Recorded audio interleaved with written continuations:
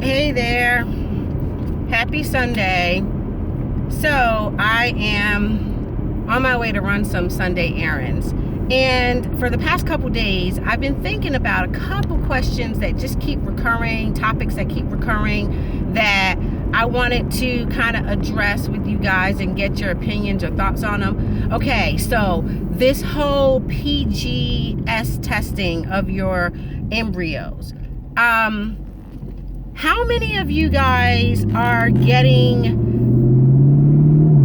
advice or medical suggestion from your doctors or reproductive endocrinologists that you should have these tests done? And I'm talking to the ladies in my age bracket between 35 and 45, 50 years old, where they're, suggesting that you have these tests done, whereby basically biopsying your embryos, your already delicate embryos, having them sliced and tested for genetic or whatever abnormalities. And everyone that I've come across as of lately that make comment about them, they're always saying that, oh, my embryos came back abnormal. Well, fuck, I would be abnormal too if you slicing and dicing on me before I'm even formed.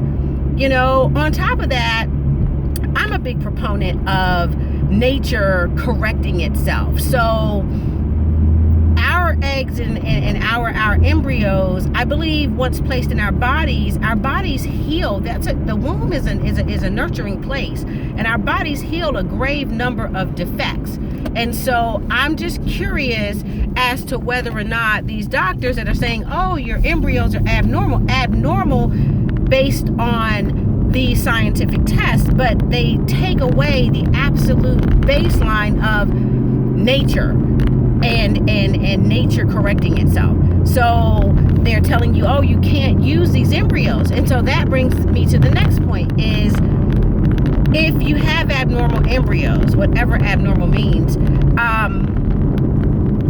would you still be wanting to use these embryos? Because all things being equal, if we weren't going through these IVF and medically invasive processes to get pregnant in the first place, it would be nature's decision as to whether or not our children were born with certain differences.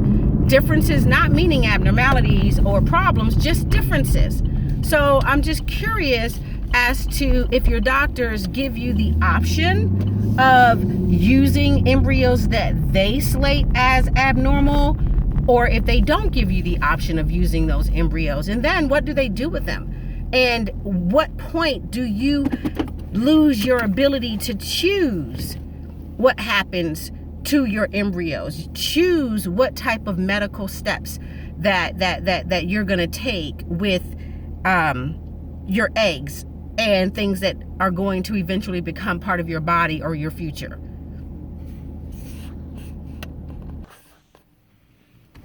So I had to stop for a second. But yeah, so I'm just wondering at what point we lose relative control where our medical treatments are concerned. This hair is driving me crazy. So that was, my first thought about PGS testing, and I'm not familiar with that because my husband and I aren't even interested in whether or not our children are going to be born classified already as abnormal. You already got so many stigmas we got to live with that we self-inflict and self-impose throughout the course of our lives. We starting our babies off and our embryos off with these terms. Abnormal, graded levels of embryos, and I don't know, I guess maybe I just keep shit simple stupid. I don't go into that much of the science particulate. I just don't. I know science is a major component and the reason that we're able to pursue these courses of treatment. But yeah, I'm that chick that's not caring the least bit about rated PG-13 eggs and grade 1 through 12, K through 12 egg qualities. And I mean, we have enough stress, and I just feel like a lot of this is just really a market for exploitation, financial exploitation on the parts of a lot of these clinics and doctors. I've heard about shit like egg insurance for shipping.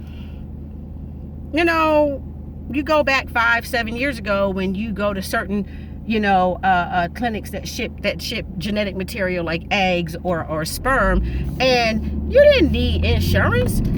If the eggs or the sperm got messed up or damaged or whatnot in shipping, it's called integrity. They just replace your shit or give you your money back.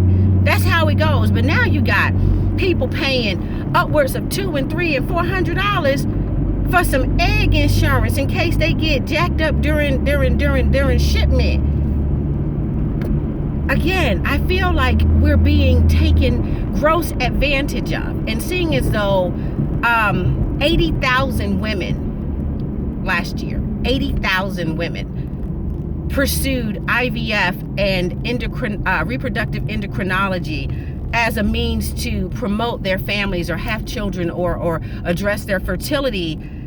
There are so many sub-markets and sub-industries springing up around our unfortunate circumstances and our challenges, and we're being exploited. And I just don't know if you guys are feeling the same way I'm feeling. And yes, I love the fact that we got all these rainbow babies and all this information circulated, but this is what my channel is about. My channel is about telling you what I'm going through and then picking apart some of the bullshit that I see. Everything ain't roses, and everybody ain't gonna get a rainbow. I might not get a rainbow, but in the process, we want truthfulness and transparency. And right now, all these tests, unless there is a familial history that predisposes us to some of these things, I don't see why we are being told by our doctors that they won't transfer unless you do PGS testing, or that you can't use certain grade embryos. I just don't get it. I'm offended, actually. So that's my little rant.